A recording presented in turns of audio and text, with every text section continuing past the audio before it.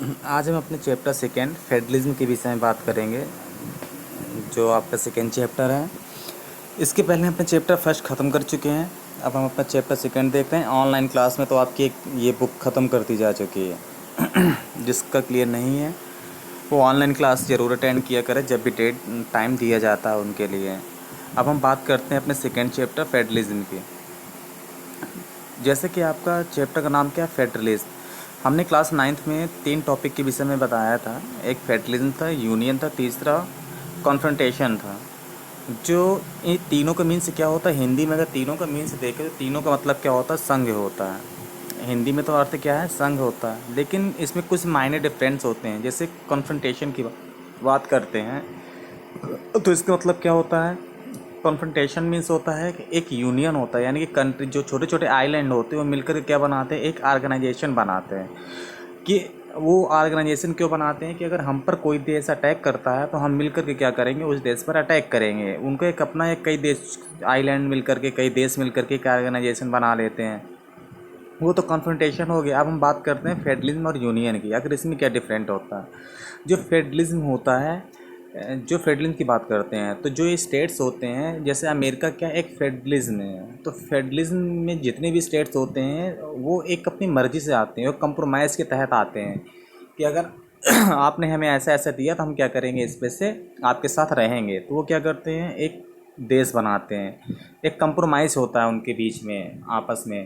तो वो क्या कहलाते हैं, फेडरलिज्म कहलाते हैं। और जो यूनियन होता है, जैसे इंडिया का एक यूनियन है, अभी इंडिया को यूनियन मानिए आप, हम बताते हैं कैसे है। जैसे कि आपका आर्टिकल नंबर फर्स्ट क्या कहता है, India that is Bharat will be the union of the state. मतलब क्या है, इंडिया जो भारत है वो क्या होगा, राज्यों का संघ होगा, यानी यूनियन की बात की गई है। हमारे देश में यूनियन वर्ड का यूज किया गया है। लेकिन अब फेडरलिज्म क्यों कहते हैं इंडिया को भी, क्योंकि जितनी भी चीज़ें फेडरलिज्म में होती हैं वो सारी यूनियन में हैं, लेकिन यूनियन की चीज़ें फेडरलिज्म में नहीं है। जैसा अगर अमेरिका का हर एक स्टेट चाहे को सेपरेट होकर के एक कंट्री बनना है तो वो हो सकता है, लेकिन अगर भारत में अगर यूपी चाहे, इतने स्टेट में से अगर कोई स्टेट चाहे कि हम सेपरेट होकर के एक अलग राज्य बनना चाहते हैं, it's not possible, because it's fully control by the central government, क्योंकि पूरी तरह से सेंट्रल गवर्नमेंट कंट्रोल के में रहते हैं। लेकिन अमेरिका में ऐसा नहीं होता, वहाँ फेडरलिज्म होता है। लेकिन हम फेडरलिज्म को we have to read here in the sense of the power separation. हमें यहाँ पर कैसे पढ़ना है, एज ए पावर सेपरेशन के विषय में पढ़ना है, जो फेडरलिज्म का मेन टॉपिक होता है। तो देखते हैं अब उसके फीचर्स के विषय में, देखते हैं फेडरलिज्म के फीचर्स कौन कौन से होते हैं।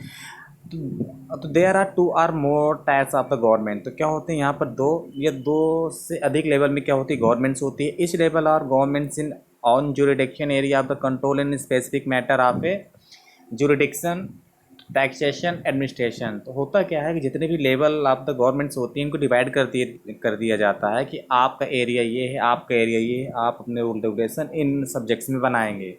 तो उनमें क्या कर दिया जाता है, उनका एरिया पहले से ही डिवाइड कर दिया जाता है इस तरह कि कभी कोई कॉन्फ्लिक्ट ना हो। Jurisdiction of each level of the governments are specified in the constitution. और ये जितने भी सब्जेक्ट लिखे गए हैं सारे कहाँ लिख दिए गए हैं, कॉन्स्टिट्यूशन में लिख दिए गए हैं पहले से ही, कि आप अपने एरिया में रूल रेगुलेशन बनाएंगे और वो अपने एरिया में रूल रेगुलेशन बनाएंगे। The fundamental provision of the constitution can not be change by level of governments. अगर देखा जाए तो जो हमारे कॉन्स्टिट्यूशन में अगर कोई चेंज करना है अगर, तो ये एक लेवल की गवर्नमेंट से नहीं होगा। सेंट्रल गवर्नमेंट भी अमेंडमेंट करेगी, स्टेट गवर्नमेंट भी अमेंडमेंट करती हैं, उसमें बहुत से ऐसे रूल रेगुलेशन होते हैं। तो इस तरह कहा जा सकता है कि उनको भी राइट दे दिए जाते हैं। In dispute court interpret constitution make the final decision. तो याद रखिए जो भी कॉन्स्टिट्यूशन में लिखा गया, अगर कभी भी ऐसा होता है कि स्टेट एंड सेंटर के बीच में कॉन्फ्लिक्ट हो जाता है तो उसका जो डिसीजन होगा सिर्फ सुप्रीम कोर्ट ही सॉल्व कर सकता है, वही बताएगा कौन किस में कैसा क्या है। और क्या है, जो रिवेन्यू के ऐसे मैटर होते हैं जो कभी भी सॉर्ट आउट करने के लिए आ सकते हैं, रिवेन्यू में भी अब कोई ऐसे मैटर होंगे तो उनको कोर्ट ही देखेगा। ऑब्जेक्टिव क्या होते हैं, जो ऑब्जेक्टिव होते हैं वो क्या होते हैं, यूनिटी होती है, डाइवर्सिटी होती है ऑब्जेक्टिव इसके। यानी यूनिटी क्या है, भारत में हमें क्या करना है, यूनिटी बना करके रखना है। यूनिटी की बात की जाती है कि भारत में कभी भी ऐसा ना हो, यूनिटी की बात देखेंगे कि सब लोग मिलकर के रहें। डाइवर्सिटी क्या है, डाइवर्सिटी भी कह सकते हैं कि इंडिया क्या है, एक डाइवर्सिटी कंट्री है, क्योंकि different kinds of the people in different kinds of the cultures, different kinds of the religions, different kinds of the language, यानी कि चलती हैं हमारे देश में, तो बहुत ही मुश्किल हो जाता है यानी कि मैनेज करना एक देश को। तो इस तरह हम कह सकते हैं कि यहाँ पर क्या है, फेडरलिज्म में इस तरह चलता है। जो फेडरलिज्म के दो पार्ट होते हैं कह सकते हैं, जो फेडरलिज्म में जो दो पार्ट से निकल कर आते हैं, क्या दो प्रकार की हम कह सकते हैं फेडरलिज्म होती है, एक कमिंग टुगेदर, एक होल्डिंग टुगेदर। जो कमिंग टुगेदर के एग्जांपल होते हैं, many independent state came together to form a bigger unit. तो क्या करते हैं, बहुत से स्टेट आते कमिंग टुगेदर में देख रहे हैं, बहुत से स्टेट आते हैं और वो क्या करते हैं, मिल करके एक बहुत बड़ा एक यूनिट बनाते हैं। दूसरा जो हमारा इसमें आता है, all states are equal power. उनमें जितने स्टेट होते हैं इन सबको क्या दिया जाता है, इक्वल पावर दिया जाता है। State and central governments are equal powerful. जो स्टेट्स एंड सेंट्रल होते हैं यहाँ पर बराबर के राइट्स होते हैं, तो बराबर पावरफुल होते हैं। जो एग्जांपल हमारा इसमें आता है वो कौन है, यूएसए, स्विट्जरलैंड, ऑस्ट्रेलिया। अब इसको याद करने के लिए एग्जाम में आपसे पूछा जाएगा, हो सकता है ऑप्शन में दे दिया जाए, which country is the example of the coming together. तो देखिए कमिंग टुगेदर, यूएसए को फुल फॉर्म, यूएसए को ही तोड़ दीजिए। यू से क्या हो गया, यूएसए खुद हो गया, एस से क्या हो गया, स्विट्जरलैंड हो गया, ए से क्या हो गया, ऑस्ट्रेलिया हो गया। तो इसी तरह यहाँ पर इसका कोड खुद ही लिखा हुआ है। अब होल्डिंग टुगेदर की बात करते हैं। होल्डिंग टुगेदर क्या है, ये कोई कंप्रोमाइज़ नहीं हुई है, ये क्या है, अपने आप आए हुए हैं, अपनी इच्छा से इस तरह बनाए गए हैं, अपने भारत में सम्मिलित किए गए हैं इस तरह इनको। तो ये क्या कहलाते हैं, holding together. Holding together large country decide to divide power between states and centre. इनको क्या कर दिया गया है, इनके जो पावर को स्टेट एंड सेंटर में डिवाइड कर दिया गया है। जो होल्डिंग टुगेदर में होता है, हो सकता है कि कुछ स्टेट को कुछ ज़्यादा पावर दे दिए जाते हैं, जैसे जम्मू एंड कश्मीर था, उसको क्या कर दिया गया, कुछ ज़्यादा पावर दे दिए गए थे। तो इस तरह में यहाँ पर ऐसा किया जा सकता है, यानी कि यहाँ पर ऐसा होता है होल्डिंग टुगेदर में। और यहाँ पर भी क्या है, ऑल द स्टेट्स, जो सेंटर स्टेट में क्या कि पावर डिवाइडेशन होते हैं, लेकिन जो पावर ज़्यादा दिया जाता है वो किसको दिया जाता है, सेंटर को दिया जाता है। सेंट्रल के रूल रेगुलेशन ज़्यादा फॉलो होते हैं, तो कह सकते हैं कि सेंट्रल गवर्नमेंट होती है ज़्यादा मजबूत होती है। इस तरह होता है इसमें से। तो हमने देखा होल्डिंग टुगेदर को भी। अब हम देखते हैं जो हमारा इन कि इस इंडिया अब फेडरल और नॉट, कि इंडिया फेडरल है कि नहीं है। तो इंडिया कह सकते हैं कि India is a federal country. कैसे देखते हैं, तो 3 लेवल ऑफ गवर्नमेंट्स यहाँ पर पाई जाती हैं, जैसे सेंट्रल गवर्नमेंट हो गए, स्टेट गवर्नमेंट्स होते हैं, लोकल गवर्नमेंट हो गए। तो आपने देखा कि पावर सेपरेशन भी है यहाँ पर। जुरिडिक्शन ऑफ द इस level of the government is specify of the constitution. अब जुरिडिक्शन होता है अपना अपना हर एक एरिए का, यानी कि कौन किसने सब्जेक्ट बनाएगा, कौन कैसे किया जाता है, तो उसको कॉन्स्टिट्यूशन में पहले से ही लिख दिया गया है। इंडिया इज होल्डिंग टुगेदर का आपको मालूम है फेडरल है, तो इंडिया क्या है, होल्डिंग टुगेदर फेडरल है। तो needs to third votes of the legislate, कह सकते हैं राज्यसभा से, और राज्यसभा से अगर कोई कॉन्स्टिट्यूशन में चेंज करना पड़ता है तो उसमें से क्या है, 2/3 मेंबर यानी कि राज्यसभा और लोकसभा के चाहिए होता है। साथ में plus more than half of the state must pass the bill of the change basic law. तो क्या होता है, लगभग आधे स्टेटों की मंजूरी भी चाहिए होती, तब जाकर संशोधन होता है हमारे संविधान में। तो इस तरह ये हमारे क्या है, तो कह सकते हैं इंडिया भी एक क्या फेडरल कंट्री है। In dispute between the states and central government supreme courts make a decision. अगर कोई डिस्प्यूट हो जाता है तो सुप्रीम कोर्ट ही डिसीजन बनाती है, उसमें ये राइट दिया जाता है। अब देखते हैं union list, state list and concurrent list की बात करते हैं। ये क्या है, जैसे कि आपके कॉन्स्टिट्यूशन को डिवाइड किया गया है 22 पार्ट्स में, 12 शेड्यूल में और 395 आर्टिकल में। तो उनमें से जो आपकी यूनियन लिस्ट है, यूनियन लिस्ट में 96 के आसपास सब्जेक्ट दिए गए हैं, और उनमें सिर्फ यूनियन गवर्नमेंट ही रूल रेगुलेशन बना सकती है। जो स्टेट लिस्ट होती है इसमें सिर्फ स्टेट गवर्नमेंट ही रूल रेगुलेशन बना सकती है, और लगभग 67 के आसपास इसमें सब्जेक्ट दिए गए हैं।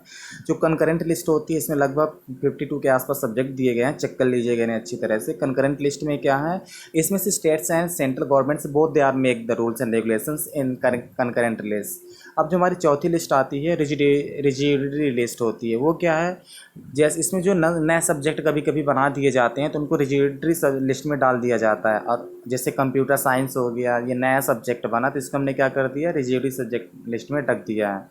लैंग्वेज बेस्ड स्टेट, अब बात करते हैं लैंग्वेज स्टेट। बात क्या थी, जब हमारा कॉन्स्टिट्यूशन बना था उसमें टॉपिक आपका स्टार्ट होता है, जब हमारा कॉन्स्टिट्यूशन बना था तो हमारे कॉन्स्टिट्यूशन में क्या था, बात की गई थी, जब बना भी नहीं था स्टार्टिंग अगर बात करें 1920 में, जब आपने जानते हैं कि नागपुर सेशन हुआ, तो नागपुर सेशन में पहले ये बात रख दी गई थी कि जैसे ही हमारा देश आज़ाद होगा तो हम क्या करें, लैंग्वेज बेसिस पर स्टेट बनाना चालू कर देंगे।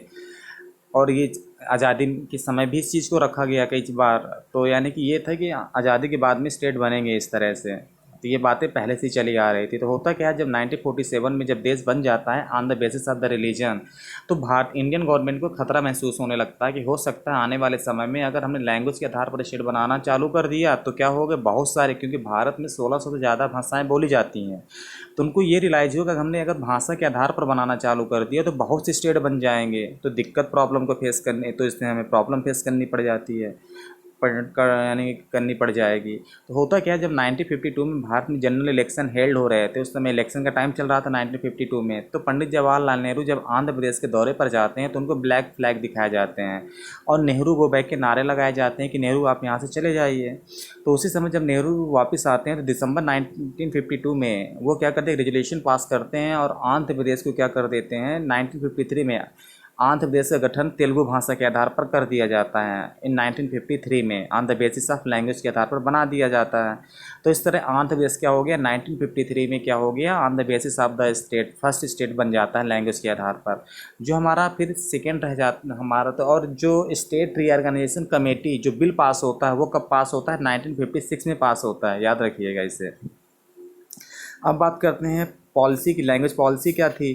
तो लैंग्वेज पॉलिसी के विषय में जैसा कि आपको जानते हो, लैंग्वेज पॉलिसी, भारत में कितनी लैंग्वेज है, भारत में 22 भाषाएं बोली जाती हैं, यानी कि रिकग्नाइज लैंग्वेज कितनी है, 22 हैं। उनमें से जो हिंदी को क्या माना, जो कि हिंदी भारत में बोली जाती है लगभग 47% के आसपास क्या भारत में हिंदी बोली जाती है, तो उसको हम लोगों ने क्या बना दिया, ऑफिशियल लैंग्वेज बना दी। याद रखिएगा हम ऑफिशियल लैंग्वेज की बात कर रहे हैं, ना कि नेशनल लैंग्वेज की। हमारे देश में कोई भी हमारी नेशनल लैंग्वेज नहीं है, ऑफिशियल लैंग्वेज ही है, और ऑफिशियल लैंग्वेज आपकी क्या है, इंग्लिश भी है। तो इस तरह हम कह सकते हैं लैंग्वेज पॉलिसी थी। अब सेंटर स्टेट रिलेशन जैसा आप स्टार्टिंग में जानते हैं कि भारत में सेंटर स्टेट रिलेशन कैसे रहे होंगे। स्टार्टिंग में जो लगातार 3 पंचवर्षीय तक अगर बात करें तो किसने शासन किया था, कांग्रेस ने शासन किया था, फिर बीजेपी का भी है, फिर कांग्रेस ने शासन करना चालू कर दिया। तो कह सकते हैं 1990 तक अगर बात करें तो पूरा देश पूरी तरह से कांग्रेस ने हुकूमत की है अपने देश पर। तो कह सकते हैं स्टेट रिलेशनशिप कैसे रहे होंगे, सेंटर में भी कांग्रेस की गवर्नमेंट, स्टेट में भी कांग्रेस की गवर्नमेंट, तो वहाँ पर तो अच्छा ही रहा होगा। फिर क्या हो जाता है 1992 के बाद में स्टेट जब पार्टियां बदलती हैं, यानी कि इलेक्शन होते हैं, तो बीजेपी गवर्नमेंट आती है, तो इस तरह यहाँ पर क्या हो, सिनेरियो चेंज होना चालू हो जाता है धीरे धीरे, तो सेंटर स्टेट में कॉन्फ्लिक्ट होना भी चालू हो जाता है। तो इस तरह हम कह सकते, तो यहाँ पर इस सेंटर स्टेट रिलेशनशिप भी हैं, यानी कि बना करके चले जाता है। अगर कोई भी कॉन्फ्लिक्ट कभी हो जाता है किसी सब्जेक्ट में तो सेंट्रल गवर्नमेंट के रूल रेगुलेशन ही फॉलो होते हैं, इस तरह चलता है। और 1992 से तो अब हम बात करते हैं सेंटर स्टेट रिलेशन हो गया। डिसेंट्रलाइजेशन जैसे आपने पढ़ा होगा, vertical power sharing, horizontal power sharing. Horizontal power sharing में क्या क्या आ जाता है, जैसे आप लेजिस्लेटिव, एग्जीक्यूटिव एंड जुडिशरी आ गया। वर्टिकल पावर शेयरिंग में central government, state government and local government ये आ जाती हैं।